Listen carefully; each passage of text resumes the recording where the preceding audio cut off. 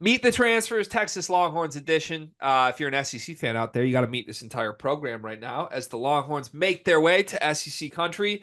They have a loaded class. 6 incoming transfers make their way into the burnt orange. Texas finds themselves 14th on our transfer class rankings.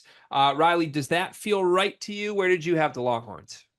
Yeah, I had them top 10. I'm a little bit higher on them just because I think they have two potential studs in Tramon Mark and Jordan Pope, two guys who I wouldn't be surprised if either of them made an all conference team. And I like some of the complementary pieces they brought in as well, like the Indiana State guys. So, yeah, I'd say a little bit lower than where I have them, but I wouldn't nitpick too much and say it's a crime that we have them in the teens. It feels just right to me. I had them 13th. They land 14th. Brian Ralph had them 24th, which bumped them down a little bit. You and Carter both had them in your top 10, which is on brand, you Longhorns fans, you.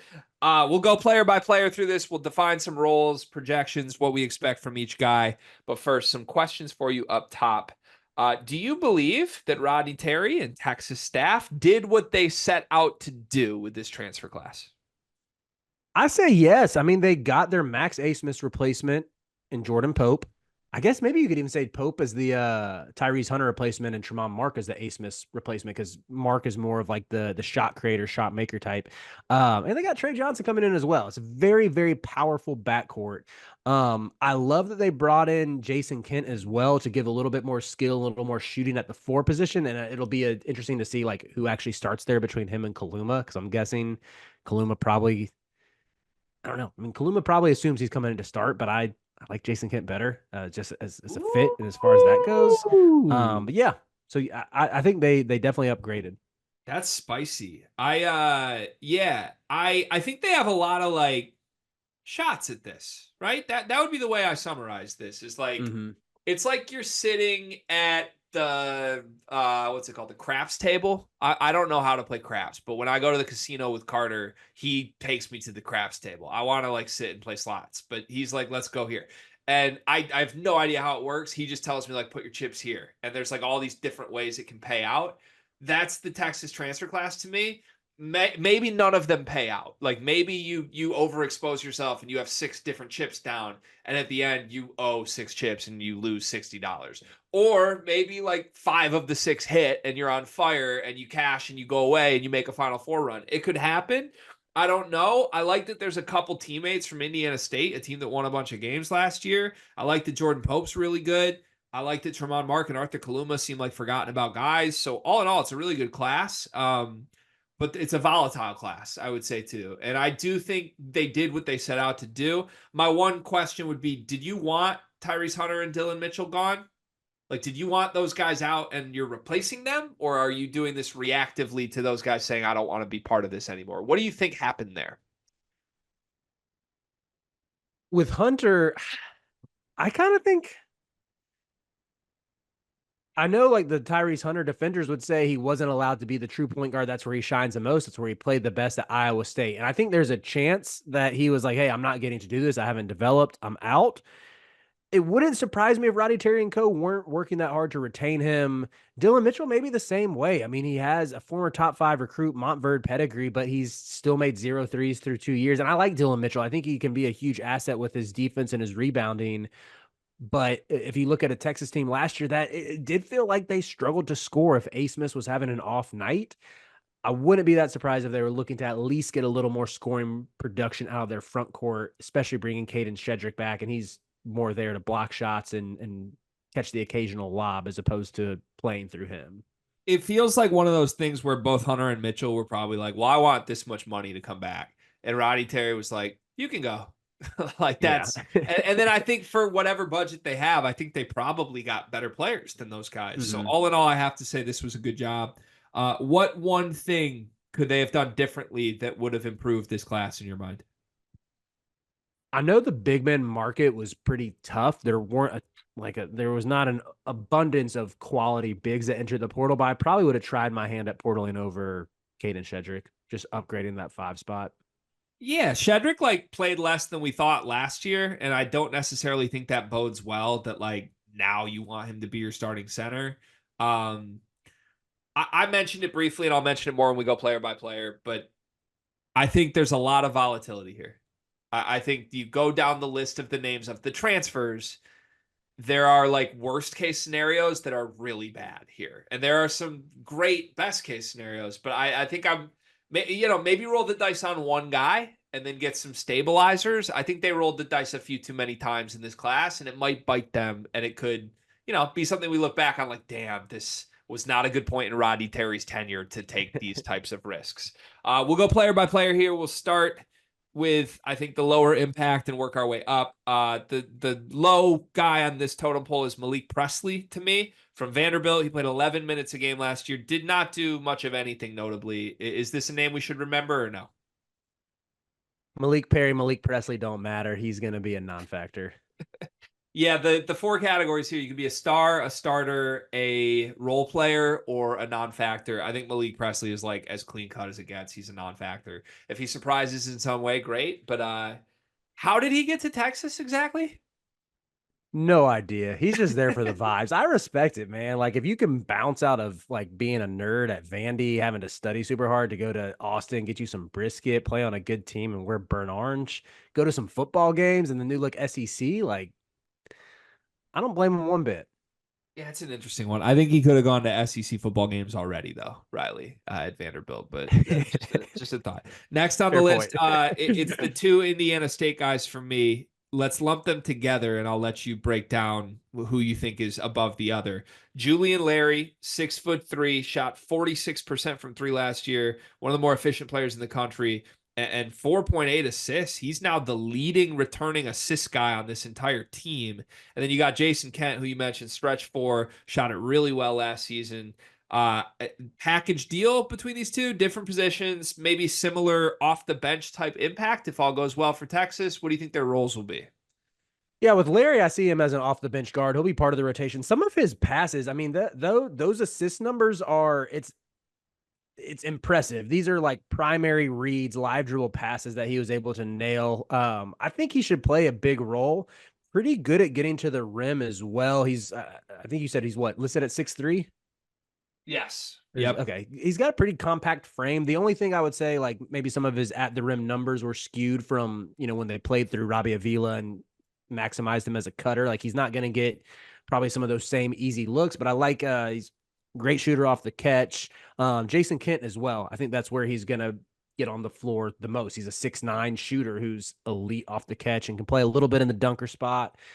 Can roll to the hoop as your roll man as well. So, maybe Kent doesn't start the year as the starter because of Kaluma, but I think Kent's going to be the starter by the end of the year. Wow. Hot takes later in the segment, Riley. I know. Stop it. Slap the wrist. My biggest issue with these two is that Julian Larry looks like he should be Jason Kent, and Jason Kent looks like he should be Julian Larry, just names wise. But like impact wise, both these guys were really good. What I like about this move for Texas, I kind of alluded to it. You want some just stabilizers. And I would view both these guys as stabilizers. They played a bazillion minutes last year. Jason Kent played 30 minutes a game. Julian Larry played 34 minutes a game. They both played 38 and 39 games. They started all but one each. Like these dudes just played a lot of good basketball on a really good basketball team and made a lot of shots and didn't need to be the stars. I think that's exactly what Texas needs. They need guys who are winning culture guys that play two ways, that don't need the ball in their hands and can help the quote unquote talented stars on this team make their lives easier. I think both are going to start the season off the bench. I will not be surprised at all if either kind of come in and out and start games throughout the season periodically. But if this is your sixth and seventh man, I think it's massive for Texas, and it probably means Texas is pretty damn good. The one big question I have between these two, they both shot the ball really well last year. Jason Kent is a weird numbers anomaly to me because he played 2 seasons at Bradley, then 1 season at Indiana State as a junior, and then his 4th year was last season where he was really good for Indiana State. In his career, he shot 36% from the floor, then 38% from the floor, then 46% from the floor. Then last year, he skyrocketed. He shot 64% from the floor. Like, that's kind of unheard of. Like, it's not like he was just dunking. I know you said he can play the dunker spot, but like, This guy shot a lot of threes and he shot 64% from the floor. That feels like an outlier though to me, more than like something to expect. What do you make of that weird like efficiency jump for him? Yeah, again, this is why sort of same thing I said with Julian Larry getting some easy looks at the bucket because of Avila. I sort of think some of the system that Josh Schertz was doing last year was an offense that was predicated on movement, on cuts, on good passing, and got a lot of open looks that probably won't come as easy in the Big 12. Don't think there's any mistake about that. Like I don't think Rodney Terry's going to be playing through the pinch post or anything like that. But you mentioned it. You said he shot 64% from as a whole. It was 75% from 2-point range. Like, I think some of that should translate. Yeah, it's just Like, crazy efficient. It reminds you how good Indiana State was offensively last year. But I have high hopes for both of these guys. I think they were really, really good ads and not volatile at all. Let's get to the volatile guys. Next on my list, I think, is Arthur Kaluma. And we're going up the ladder. Some people would say Arthur Kaluma is the best player in this transfer class. He started his career at Creighton, 2 years there, never had the breakout people wanted. Went to Kansas State. He had a big time jump production wise, but Kansas State was not good. They did not make the NCAA tournament. So, what do you make of Arthur Kaluma? man, yeah, it's just really tough for me to want to do the Arthur Kaluma dance again. To think that this is it. He just needed a third chance, and I see why coaches, take a swing on him. I mean, he's 6'7" with long arms and really good athleticism. And he's, been a double-digit scorer all 3 years of his career, but he's never shot higher than he shot 44% from the field as a freshman, 42% these past 2 years in bigger roles. Turnover numbers are concerning as well. He's always had way more turnovers than assists. I don't know. I think he will start the year as a starter. But if this Texas team really gets serious and wants to, contend for a Big 12, an SEC title or make a deep run in the tournament, I wouldn't be surprised to see Rodney Terry pivot to Jason Kent, who is a little more reliable as a shooter, is maybe even more going up a level of competition. But when you look at the rest of the pieces on the roster, I don't know if they necessarily need like Kaluma's athleticism as much because of some of the length and some of the athleticism they have at other spots on parts at other positions on this roster. I'm going to warn you, I'm about to do something incredibly cringy. His name is Arthur Kaluma. I like to refer to him as Arthur Enigma. I don't know if he's good or not. I still don't. I've done it his whole career. He's either the best bad basketball player in the sport or the worst good basketball player in the sport. He can do a lot of different things. Like, you will not find guys his size that can go score from the perimeter, get inside. 2 assists a game last year. He rebounds the ball. The two big things he doesn't really do are like the defensive stat categories. He's never out there blocking shots. He's not really forcing steals, but he's somewhat efficient. Like 42% is not bad. 35% from three is not bad. You got to respect him. I think Kansas State Kaluma was better than Creighton Kaluma pretty clearly. But to me, if Texas gets Kansas State Kaluma, they should be concerned. Like, what would be best for Texas is if they go back to Creighton Kaluma, get the guy who's the fifth option who can just kind of let his talents show. And I'm afraid he's going to try and be the star of the show here, Riley. Yeah, I know you mentioned like again, we both mentioned him shooting 42%. You say it's not that bad. I'm unimpressed by it. Am I being too nitpicky to say he shot 48% from two last year as a 6'7" hyper athletic wing? That to me seems low to just shoot 48%. I mean, I agree. One thing I will say about That to me tells me Texas, he's taking too many tough shots, which I know has sort of been a knock on him as well. yeah. One thing I will say about Texas's roster, going up and down this roster, just from like, what do they shoot from the floor? This team is absurdly hyper efficient. Like, Arthur Kaluma at 42.7% from the floor is the second most inefficient guy on this team. That's like unheard of. And the most inefficient guy is Devon Pryor, who's not going to play. So, like, if Kaluma is your most inefficient guy, I think your team's probably really good, but it needs to get back to me. Like, if he's in a featured role, to me, that means Trey Johnson didn't hit. To me, that means Jordan Pope didn't hit. I Right. want this guy as the fifth option, and I don't know if that's what Arthur Kaluma wants for himself at this point, but it can work really well if it happens. Moving up the list is Tramon Mark. He was a superstar scorer for Arkansas last year. Arkansas was the worst locker room in the sport. That team imploded. I mean, it was a disaster for a full 2 months down the stretch of that season. Tramon Mark mostly scored through it. I mean, you could flip on any Arkansas game, and if they were down 40, he might have 40. But I don't know what you do with that. I would not have been lining up trying to bring in Arkansas players, Riley. You're not gonna like this. Then I think Tramon Mark is a star. I think he becomes a star this year, Really? dude. I've seen this guy put up 30 points. Even he he started his career at Houston. He was a good player at Houston before the injury. Like, I Yes. don't think he just became a loser by being in this awful locker room for a year. Like, to me, I couldn't believe. I mean, maybe I'm going to contradict myself. I couldn't believe there weren't more schools out on him when he transferred out of Houston. I'm like, I would take it. There is not a player who played at Houston under Kelvin Sampson in the past 5 years that I wouldn't say, like, yes, that guy has a spot on my team. Like, I would take any of those guys from a culture perspective.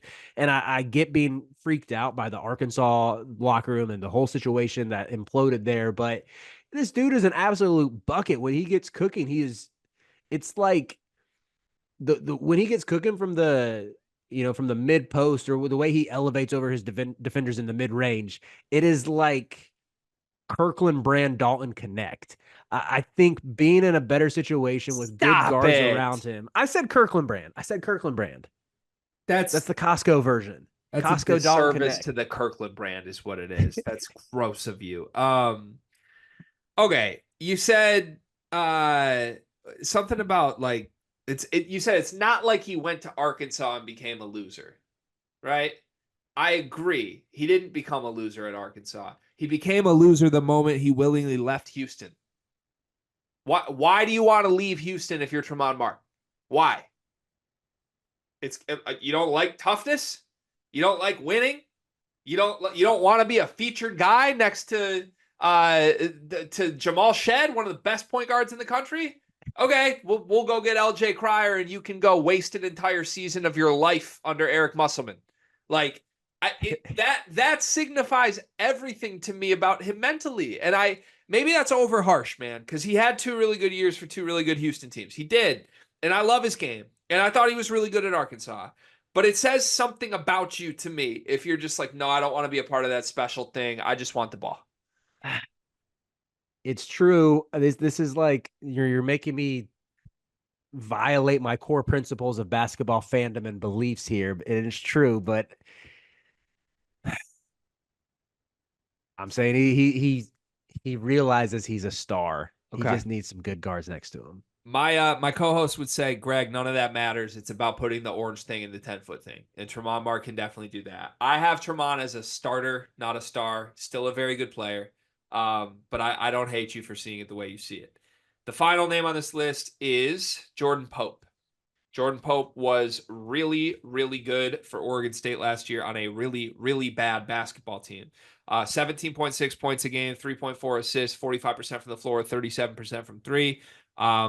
When he committed to Texas, I think when he hit the portal, I said this guy may be one of the top 3 guards that hits the portal this year. I love Jordan Pope's game. I thought he single-handedly beat good teams last year. You go back to that Arizona game, watch the footage. Mm-hmm. He was unstoppable against one of the best teams in the country.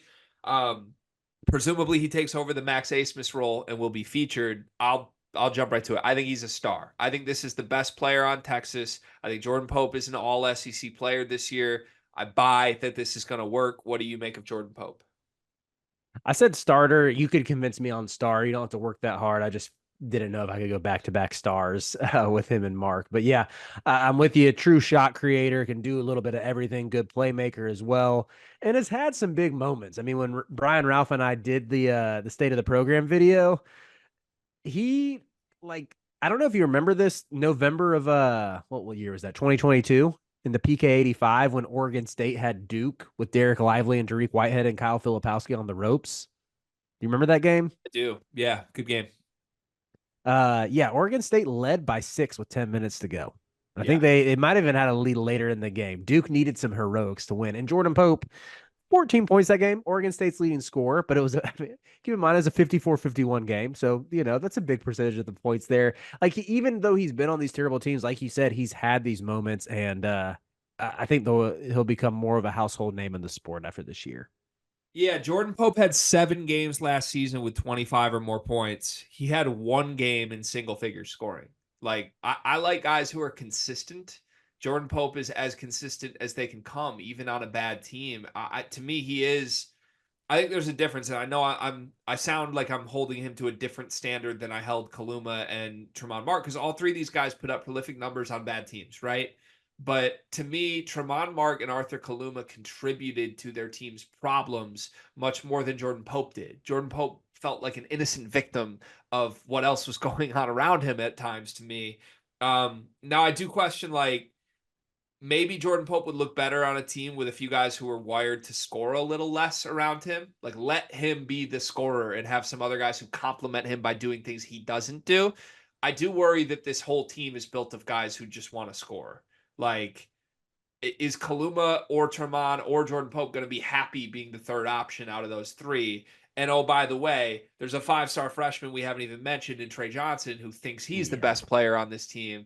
So it's super talented. It can work. It's why this transfer class is great. I don't think it complements each other the best, but for my money, gun to my head, I think Jordan Pope's the best player in this class. And somehow it will work out for him individually, even if it doesn't work out for the team. Let's do some superlatives, Riley. Who's the best player at the end of the season from this transfer class? I have Jordan Pope. I'll go with I'll stay consistent and go with Tramon Mark. Okay. All right. Perfectly good answer. Who's the most improved player in this transfer class from the start to the end of the season? Also, keeping with my evaluation of him, Jason Kent might struggle at first going up a level of competition, but I think he's that like stretch four presence this team needs to have, someone who can play off the guards and knock down threes when the ball's kicked out to them. I'm gonna go Julian Larry. I think either one of the Indiana State guys is the correct answer here, but I think Jason Kent to me might be the forgotten man. Not that what he does isn't important, but there's a lot of guys on that wing that are good. There's a lot of guards too, but I think none of them are facilitators. Like Julian Larry being the best passer on this team would be an instant ticket to playing time in a way that I don't think the others have. And over the course of the season, I think that grows. Final question. Give me a hot take, a Texas transfer hot take. Mm, I kind of want to say one of these transfers leaves the team mid-season, but that feels a little too cynical. That's spicy. I gotta go with it. Texas fans, if this makes your way, we don't have too many Texas fans who's tune in. Just know I'm very pro Longhorn. But I gotta go bold and say one of them's not gonna finish the year with the team. I think that's a perfectly good prediction. It's a sad prediction, but I'm going to remind you of it every time you try to talk me into Texas being good, which will be many of these leading up to the season. Um, I'm trying to like pick out one guy to just say like he's going to fall out of the lineup for the Indiana State duo. Um, I guess let's get spicy and say this: by the end of the season, both Julian Larry and Jason Kent are both starting. I like that. I like the spice. The Both went spicy. the duo is in for some reason. There you have it, folks. Texas, they slotted in 14th on our transfer class rankings. It's a very good class. If you want to see the other 20 videos in the series, they're dropping 3 per day on the Sleepers Media channel. Thanks to Riley Davis for being here, and thanks to you for watching. Car, you know what I love about you? That I'm handsome? You're reliable. I can count on you. Honestly, you remind me of Aaron Henry a little bit. Remember when their back was against the wall, nothing was going right, and man just showed up every day. He didn't make excuses. There were no problems. There were just solutions. Sounds like me. That's you. And it also reminds me of Duncan Mechanical Solutions, because if you're looking for quality furnace repair, look no further than the heating and air experts that you can trust. Comfort and quality are their standard. They're an HVAC company that serves Northeast Indiana and Southern Michigan, whether it's heating and air conditioning, plumbing, kitchen and bath remodeling, or emergency services when you need them most. Duncan Mechanical Solutions has reliable service that you can count on. Cart, remember when your basement almost exploded? I remember when my basement almost exploded. I remember when my furnace itself was acting funny. I remember when my AC was acting funny. I wish I had Duncan in my back pocket. I wouldn't have to worry about it. Yeah, I mean, I've never been anywhere in Northern Indiana or Southern Michigan that hasn't been perfectly cool or perfectly warm, depending on when the day called for. And that's because of Duncan Mechanical Solutions. They are the presenting sponsor for the month of July. Shout out to Duncan Mechanical Solutions. Go to duncanmechanicalsolutions.com to learn more.